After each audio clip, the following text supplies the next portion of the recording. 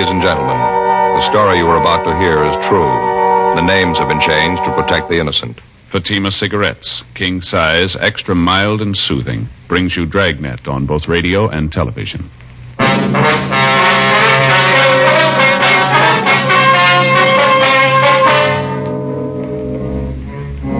You're a detective sergeant. You're assigned to robbery detail. An elderly man has been beaten and robbed of a fortune in unset diamonds. The thief has made good his escape. Your job, find him.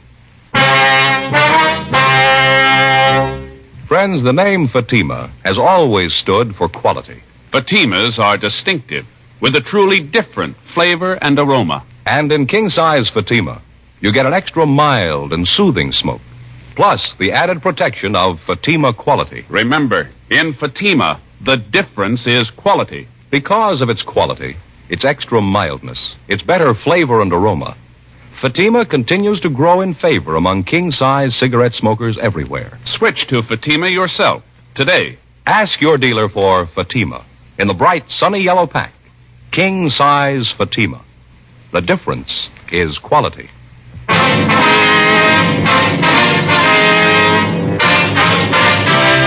Dragnet, the documented drama of an actual crime. For the next 30 minutes, in cooperation with the Los Angeles Police Department, you will travel step by step on the side of the law through an actual case transcribed from official police files. From beginning to end, from crime to punishment, Dragnet is the story of your police force in action. It was Tuesday, July 12th. It was hot in Los Angeles. We were working the day watch out of robbery detail. My partner's Frank Smith. The boss is Captain Didion. My name's Friday. It was 10:46 a.m. when we got to the Morgan Hotel. Room 922. Yes? Police officer, sir. My name's Friday. That's my partner, Frank Smith. Oh, yes, sir. I'm the manager, Arnold Jackson. Yes, sir. We're here regarding the robbery, sir. Oh, Mr. Ruman's in their bedroom. He's lying down. Has there been a radio unit here, Mr. Jackson? Yes, they just went down the hall. I see. The victim in here, sir? Yes, that's right. Thank you very much, Mr. Jackson. Sure. Mr. Ruman? Yes? My name's Friday, sir. This is my partner, Frank Smith, Central Robbery. Oh, yes, Captain Friday. No, sir, it's Sergeant, Mr. Ruman. Sergeant? I thought sure they'd send a captain. Well, now, if you can just tell us what happened here. Well, I brought the stones up here to show him and his father. We made an appointment. He hit me, took everything. How much was it, sir? Can you tell us? Everything there was. Finest collection, best stones, took my sample case and everything. What'd the case look like, sir? Just a plain sample case, this high, about this wide. So you had to make it about 14 by 18, is that right? Black leather, plain sample case. Any identifying marks, initials, anything like that? No, just a plain black leather case. I don't care about the bag. It's the diamonds. I couldn't come close to their value. Maybe 100,000, maybe more. Now, you say you made an appointment with him. Who is the man, sir? Fred Roberts. I met him about 3 weeks ago at my club. Having lunch with a friend, another jeweler, and he introduced us. We hit it off right away. He seemed to be a real nice fella. I can't understand it. Fred Roberts. Will you describe him for us, sir? I'd say he's about 28 to 30. Could say he's a nice-looking fellow. Sure wore nice clothes. Looked like a real businessman. Always carried a briefcase and all. Mm-hmm. About how tall would you say he was? Tall? Mm-hmm. Well, I'm 5'6". He's about 3 inches taller. I'd say he's about 5'9". Not too heavy. Medium build. About your size. Now, how about his hair, sir? What color was that? You remember? Brown. Straight brown hair. Might have had a part. I never noticed. He had brown eyes, too. Shouldn't be any problem. People in the hotel must know him. These are his rooms. I'll call the office and have them get out a broadcast on the description. All right, fine. You want to check with the other fellows, see if they've come up with anything? I'll stay here with Mr. Ruman. Okay. Fine. Thanks, Frank. Now, you'll have no trouble identifying the man, will you, Mr. Ruman? No, sir. I'd know him. Those eyes, never forget them. I should have known from the start. Sir? His eyes are shifty, little bitty things set close together. I should have known not to trust him with eyes like that. Now, you say you met this man about 3 weeks ago, is that right? Well, this Roberts fellow told me that he was down here from San Francisco. Said he was going into the diamond business. Said he was down here, to buy stock. That he'd heard that I could lay my hands on some fine stones, and he wanted to see what I had to offer. I see. Did he say that he was going to buy the stones himself? Oh, no. He told me that his father was putting up the money. He said that his father was coming down here today, and that if he liked the merchandise, we could make a deal. Funny thing, though, I should have known right off. What's that, sir? Well, when I came up here this afternoon and showed him the stones I'd brought, he didn't know the good from the bad. Sir? Well, in almost any collection, there are bound to be a few stones that aren't absolutely perfect. They look all right, but there may be a small flaw someplace inside the stone. Naturally, their value isn't the highest. I see, and this Roberts didn't know the difference. No, but I should have known anyway. Those eyes, the meanest eyes I ever saw, and so close together. Well, was there anything unusual that you might have noticed about Roberts? Anything about his speech, his manner, anything at all that might help us identify him? No, just like I told you. Seemed nice enough. Well, did he give you any indication that there might be something wrong? Not at all. Of course, I wondered about his not knowing much about diamonds, but I figured that if he was willing to pay what I wanted, I didn't have to concern myself with what he's going to do with the stones. Well, Mr. Ruman, I wonder if we could start from the beginning. Exactly what happened here. He knocked me out. No, sir. I mean, what led up to his hitting you? Oh, I'm sorry. Well, as I said, he told me to bring the stones up here for his father to see. I did, and then we waited for the father to show up. We were over there by the window looking at the stones. Mm-hmm. You know, they look better in sunlight. Yes, sir. Well, when we finished, he said something about his father never being on time. I turned to look out the window. That's when he hit me, right here on the back of my head. Can you see it? Yes, sir, I can. Is it bleeding? Don't lie to me. I'm not afraid. Can you see any blood there? No, sir. There's right quite there? a bump on the back there. You but, sure? Yes, sir. You tell me the truth. Yes, sir. There's no blood. Joe, Yeah, Frank. see you a minute. Sure. Excuse me a minute, Mr. Ruman. Sure, that's all right. Yeah, Frank. Called the office. They put out the description. The area's being covered. Leighton Prince been called? Yeah. How's Ruman getting along? Well, he's got quite an egg in his head, but he seems to be okay. Mm-hmm. Manager says he's called the house doctor. Should be here right away. That's Sergeant? fine. Yes, sir. Have you caught him yet, Roberts? No, sir, not yet. As soon as the doctor looks at you, sir, we'd like you to go down to police headquarters with us, if you would. Of course. But you shouldn't have too much trouble catching him, not with those eyes. Real little beady. Yes, sir. But what do you want me to do at police headquarters, Sergeant? Well, we want to take a full statement, have you look at some pictures, if you would. With you two? Yes, sir. Anything wrong? Oh, no. But you'd figure with all those diamonds gone, that fella hit me and all, just seems that they could have done better. Well, how's that, Mr. Ruman? Seemed they could have sent a captain. 11:15 a.m. Leighton Prince arrived and went over the rooms. Frank and I were unable to find the instrument Ruman had been struck with. Checking with the desk clerk and the elevator operator, we were able to get a composite description of Fred Roberts. It tallied closely with the one given us by Ruman. The desk clerk told us that Roberts had checked into the hotel that morning. We obtained a copy of the hotel registration card carrying Roberts' signature for handwriting analysis. The immediate area was thoroughly searched. The suspect had made good his escape. We contacted the victim's office and asked for a full inventory of the stolen diamonds. They were unable to give us a complete inventory at the time, but advised us that the loss would run well over $150,000. 11:57 a.m. After the hotel doctor had examined Ruman and said his wounds were superficial, we drove down to the city hall. While Ruman was looking at the mug books, Frank and I checked the name Fred Roberts and his description through R&I. We were unable to find a record on him. We contacted the stats office and requested a run on the M.O. Local and all points bulletins were gotten out on the suspect. After looking through the mug books, Ruman was unable to come up with an identification. Further interrogation of the victim failed to turn up any new evidence. The information furnished by the stats office and other contacts yielded nothing. The investigation continued. 3 weeks went by. Tuesday, August 2nd, 8:05 a.m. I checked into the office.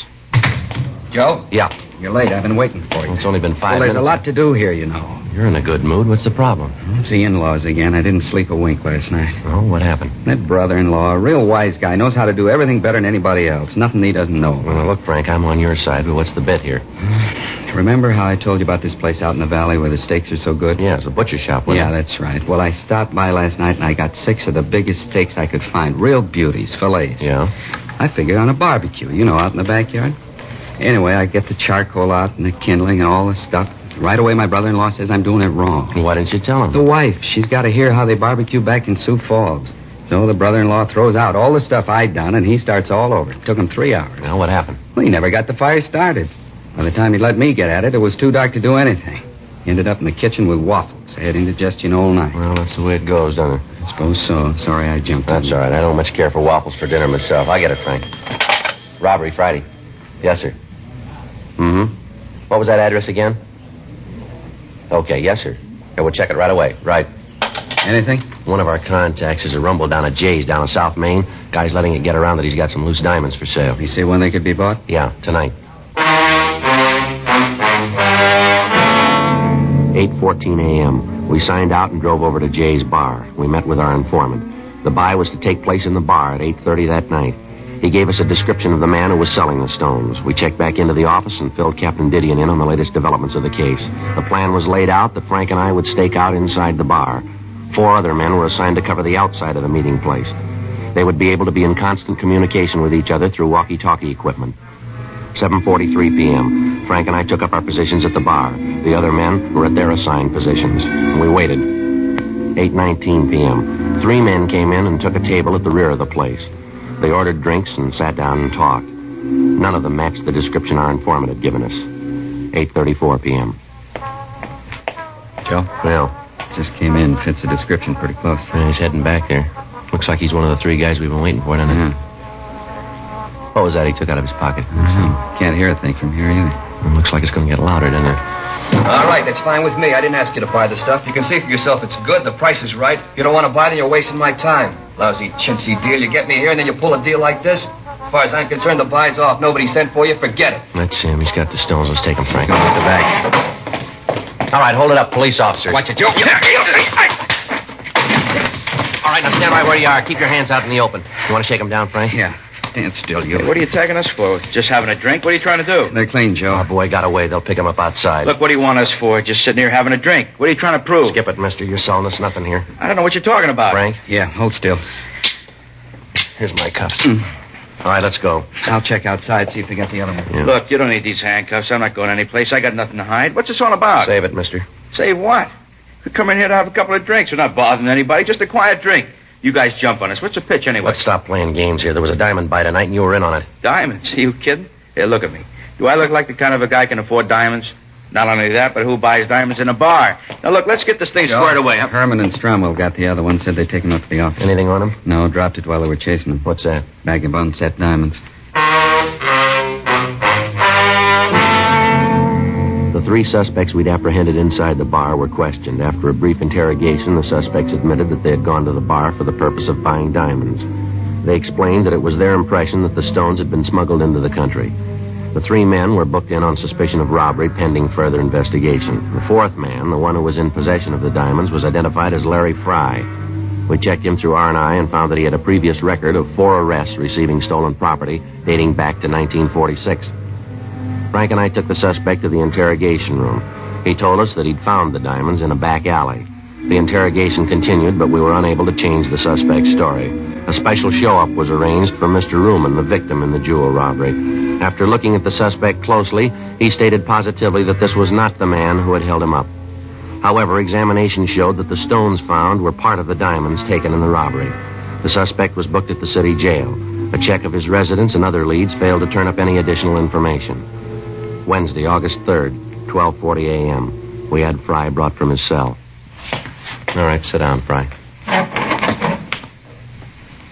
Don't you guys ever get tired of trying? What do you mean, Fry? You know what I mean. Questions. Don't you guys ever get tired? You getting tired? Yeah, a little. Then why don't you save us all a lot of trouble and tell us what you know? I don't know what you're after. Believe me, if I knew what you wanted, I'd try to help. Suppose we start again. Anything you want. I got nothing but time. Where'd you get the diamonds? I found them. Where? In an alley. What alley? I don't remember. You find 20,000 unset diamonds in an alley? You don't remember which alley? That's right. I don't remember which alley. There's a lot of alleys in L.A. Now with $20,000 in diamonds laying around. True. Then why don't you tell us where you found the diamonds? I told you, in an alley. What were you doing at Jay's place? Having a drink. That against the law? No, but trying to sell stolen diamonds is. All right, you called it. I was there to sell diamonds, but I didn't know they were stolen. I tried to sell them, just trying to make a buck. Everybody's got to live. I told you, now leave me alone. Huh? I got enough trouble in this can with this lousy chow they throw at you. I don't feel so good, huh? Let me go back to my cell and lay down. Oh, kid, you guys ever eaten this jail food? It's terrible. I've eaten it. It's not too bad. You got a stomach made out of solid brass. I'd like to have the bromo concession around here. Look, I really wish I could help you guys, but honest, there's nothing to tell. I found the diamonds in an alley. Sure, I'd try to sell them, but that's it. Now, you guys know if there's anything I could All right, do... now you come off it, mister. You better get this story straight. We're through playing with you. Maybe you don't know how you stand. I'll fill you in. A man slugged and $150,000 in diamonds are stolen from him. Part of those diamonds turn up in your pocket. You say you found them. I can't buy that, and I don't think anyone else will. You'll come in here playing like a lily, clean and white. Well, your record doesn't make it that easy to buy. That's how you stand, mister. The whole thing's right in your lap. It fits you like a new suit. Now, it's up to you. That the way it is? You call it. No other way? None. Yeah. Well, if I could only get some decent food under my belt and a little fresh air, I might be able to give you guys the answers.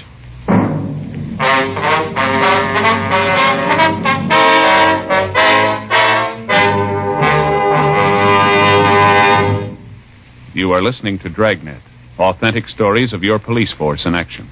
Friends, the name Fatima has always stood for quality. Fatimas are distinctive, with a truly different flavor and aroma. And in king-size Fatima, you get an extra mild and soothing smoke, plus the added protection of Fatima quality. Yes, there's a good reason why Fatima continues to grow in favor among king-size cigarette smokers everywhere. In Fatima, the difference is quality. Quality of tobaccos. The finest Turkish and domestic varieties, extra mild and superbly blended to give you a much different, much better flavor and aroma. Quality of manufacture. Smooth, round, perfect cigarettes. Rolled in the finest paper money can buy. Quality, even to the appearance of the bright, sunny yellow pack. Carefully wrapped and sealed to bring you Fatima's rich, fresh, extra mild flavor. So next time, insist on Fatima quality. Look for the bright, sunny yellow pack.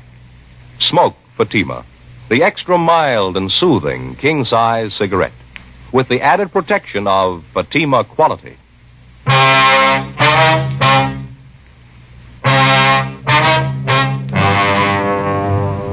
We continued to interrogate Fry. From the evasive answers he gave us, it looked as if he was lying about his part in the robbery. When an interrogation seems to bog down, the working detective usually tries to find some subject with which to draw the suspect out, some weak point in his makeup. Maybe it's his parents, his wife, or his children. It might be the fear of having loved ones find out about the crime he's accused of committing. In Fry's case, questions about his family failed to produce any results. We tried other subjects, religion, baseball, golf, fishing. None of them seemed to bring him out of his shell. Occasionally, during the interrogation, he'd refer to the jail food, comparing it to the other food he'd eaten. As the questioning went on, we found that Fry considered himself a gourmet, talking about the dishes that he'd eaten at various restaurants. We tried to lead the questioning around to the diamond theft, but he constantly brought the conversation back to food. Fry had presented us with a possible wedge, and we decided to use it. We signed him out of the city jail and drove him down to Phillips' restaurant for dinner. When the waiter brought the menu, Fry didn't read it. He ordered soup, salad, and 2 French dip sandwiches. As he ate, we tried to get him to talk, but he refused, saying that he wanted to finish his dinner first. Frank and I each had a sandwich and some coffee. Fry continued to eat. He ordered 2 more sandwiches. Finally, he pushed his chair back and said that he'd had enough. Now for some dessert, huh? Dessert? Yeah, a meal's not complete without dessert. Figure I'll have some apple pie a la mode and some coffee. How is the coffee here? It's good. Now, how about the information? You know, Friday, that's why you can eat that jail food. You don't take care of your stomach. You got to learn to relax after a meal. Relax, you'll live longer. Well, what was that song and dance you gave us about telling us all about it? Just a gimmick to get a free meal? I told you, take it easy. I'll give you the story after dessert. All right, Frank. Yeah. Get the pie and coffee. Now, the waiter seems to be busy. Sure. You wanted that a la mode, Fry? That's right, a la mode. No cream in the coffee. Nice place here. They do a good business. They've been here a long time. Best French dip sandwiches I've ever eaten. Nice and lean, aren't they? Yeah, they put out a good meal. Here's your pie and coffee. Thanks. 3 spoons of sugar? That's right. Coffee sure smells good.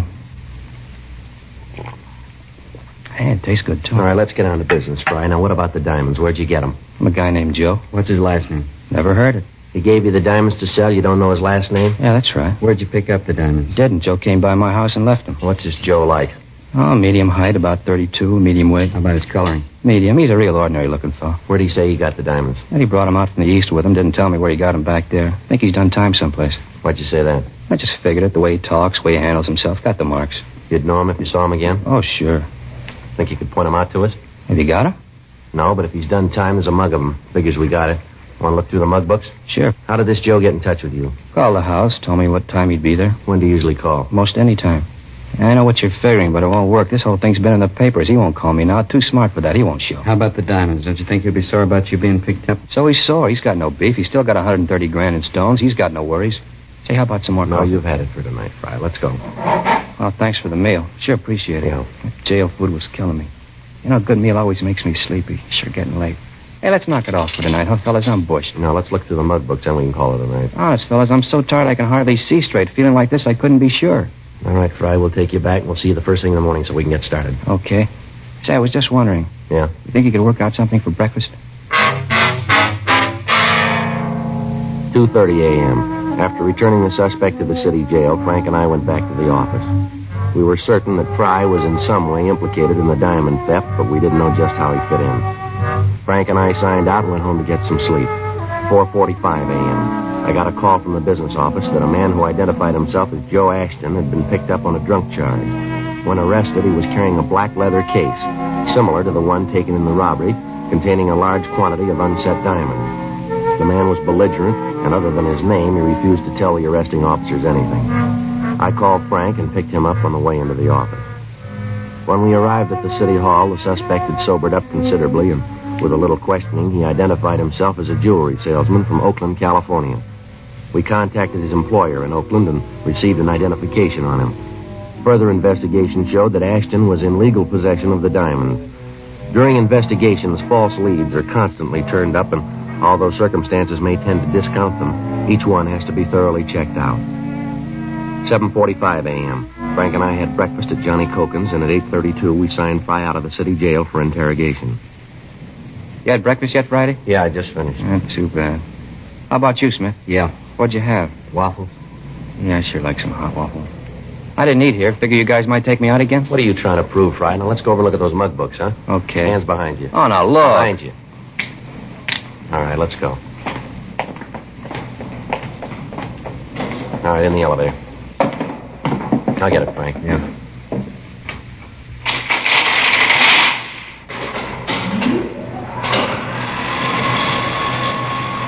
Sure, a nice day. Bet it's warm out. It's gonna be. Yeah.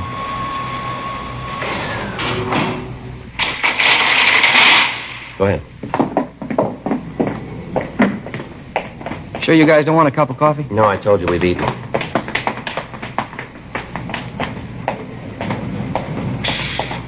Right in the back, Fry. Sure. Say, sure appreciated that meal last night. That's good. We going to City Hall? Yeah, that's right. That way you keep the mug books? Yeah.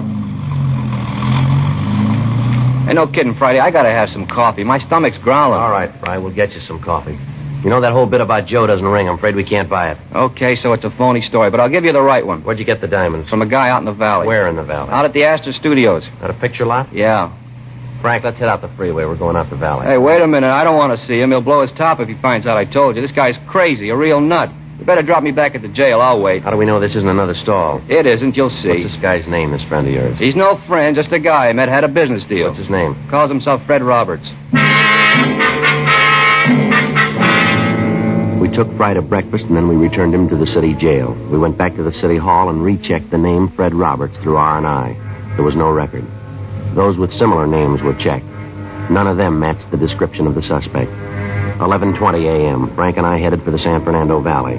Astor Studios was one of the older lots in town. It had been years since they'd made a picture of their own. Most of their business now was in renting stage space to television companies. Frank and I checked at the gate, and we were sent up to personnel. The company records on Roberts showed that he'd been at the studio for 4 years in the property department. According to the girl in the personnel office, Roberts was highly regarded by his employers and fellow workers. She told us that we could find him in the prop building on the back lot. Frank and I started back to see him. That must be it back there, the big building with all the windows. Yeah. Sure a lot going on, huh? Yeah, TV's using a lot of movies, I guess. Most of the good stuff's on film, isn't it? Suppose so. About all Elizabeth likes to watch is the wrestling matches or those real old movies. I don't get to see much of the new stuff. If she's not looking at some show that's 20 years old, the kids are watching a puppet show. Well, you need 2 sets then. I've been thinking about that, Joe. Not that I don't like wrestling, but I'd like to see the ball game once in a while. And those news forum shows. You know, keep up with what's going on in the world. Yeah. This looks like it here, huh? Yeah, that's him back there with a spray gun, isn't it? Yeah. Hey, Mr. Roberts? Mr. Roberts? Yeah? I'd like to talk to you, sir. Hey, just a minute. I got to hit this before it dries. All right, sir.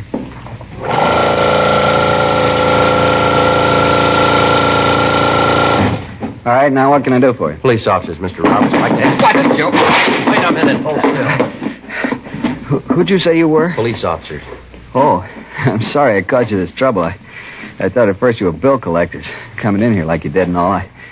You can understand that, can't you? I've had a little trouble lately. I didn't mean to cause a fuss. Yeah, sure. We'd like to talk to you downtown. Well, what about? Some diamonds that were stolen. Certainly, I'll go with you, but why me? What makes you think I had anything to do with it? Just routine, Mr. Roberts. Your name came up, and we have to check it out. More than glad to help. I hope you don't think that I was trying to run away from you before. It was just that I thought you were someone else. All right, Mr. Roberts. You want to get your coat? Sure. I'll have to call the front office and tell them where I'm going. I'm the only one here today. No, we'll call them on the way out. Fine. A lot of work. Hope this won't take long. Should I take my car? I wouldn't like to trouble you to bring me back. No trouble, Mr. Roberts. Sure a nice day, isn't it? Good for exteriors. Exteriors? Yeah, you know, outdoor shots. Good light. Oh, yeah. Run into a lot of trouble if you haven't got good light. Like to take a look around? No, I'm afraid we haven't got the time, Mr. Roberts. All right, here's the car. Say, I don't want to tell you fellas your business, but can't we talk here? I really shouldn't leave. No, I'm afraid not, Mr. Roberts. There's someone downtown we want you to meet. Oh? Yeah, a man by the name of Ruman, Sam Ruman. You said Ruman? Yeah, that's right. No use trying to kid you then. Sir? About the diamond. No, I'm afraid not. How'd you find them? That's not important. Do you have the rest of the stone? Most of them. Some of them are up in San Francisco. I can give you the name of the man who has them. He picked up some of them. I read about it in the paper. How about the rest of them? He buried them on a golf course south of here. I can show you the place. You want to get them now? Yeah, we'd like to, yeah. We'll go over the pass and into La Brea. Straight out La Brea. I'll tell you where to turn. All right. Fry, he the one that told you? You planned the robbery yourself, did you? Yeah, I had to raise money. Funny. What's that? You work in pictures and any job and people think you make a lot of money. It's not true. It's like any other job. Good living, but you don't make as much as people think you do. That's why I did it. Yeah. Planned the thing for a long time. Figured every angle. Be able to pay off my car, all my bills. That was no gag about me thinking you were bill collectors. I've been trying to find my car for the past month. And take it away. You know how it is. Yeah, sure. All my life I've been working to make something out of myself. Everybody in this town seems to do okay. Money, big home, a car. 12 years I've been working as a prop man. 12 years. I got tired of waiting. I wanted all those things. I figured I waited long enough, you know? Yeah. What's wrong with trying to build some kind of a future for yourself? I just wanted a future, that's all. Yeah, well, you got one.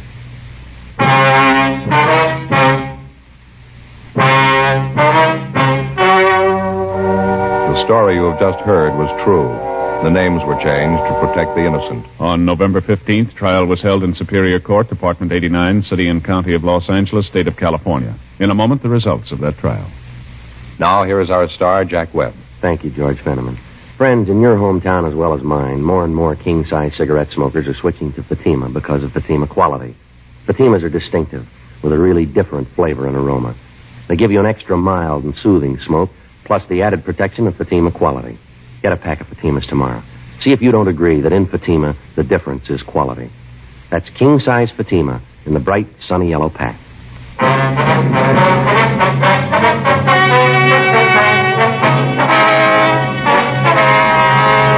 Fred Roberts was tried and convicted of robbery in the second degree. Robbery in the second degree is punishable by imprisonment in the state penitentiary or in the county jail. He is now serving his time in the county jail.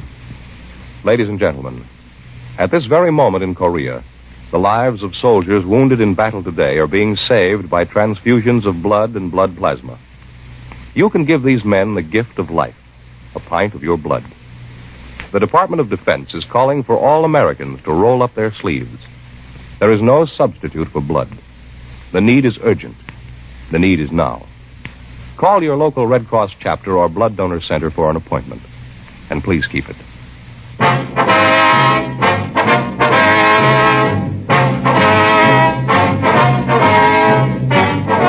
You have just heard Dragnet, a series of authentic cases from official files. Technical advice comes from the Office of Chief of Police W.H. Parker, Los Angeles Police Department. Technical advisors Captain Jack Donahoe, Sergeant Marty Wynn, Sergeant Vance Frazier. Heard tonight were Vic Perrin, Herb Ellis, Vic Rodman. Script by John Robinson. Music by Walter Schumann. Hal Gibney speaking. King Size Fatima has brought you Dragnet, transcribed from Los Angeles. Friday, hear the Mario Lanza Show on NBC.